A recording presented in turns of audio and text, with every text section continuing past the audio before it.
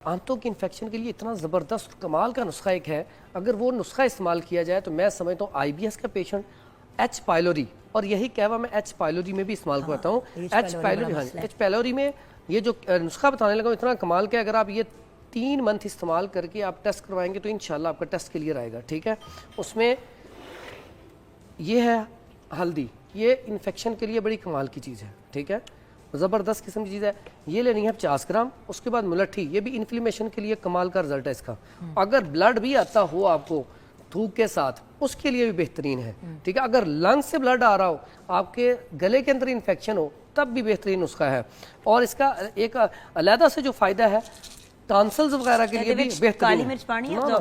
नहीं। उसके बाद आ गया ये सौंफ, ये अब आपकी 3 चीज़ें हैं, तीनों 50 ग्राम लेके इसका फाइन पाउडर करके, तो आपने चम्मच का चौथाई हिस्सा सुबह दोपहर शाम खाना खाने के बाद आपने इस्तेमाल करना है, खाने के 1 घंटे बाद। अगर आंतों में इन्फेक्शन ज़्यादा हो तो खाने के 1 घंटा पहले आप उसमें इसबगोल का छिलका ये शामिल करके इस्तेमाल कर लें। पहली खुराक से तबीयत फौरी तौर पे ठीक हो जाएगी।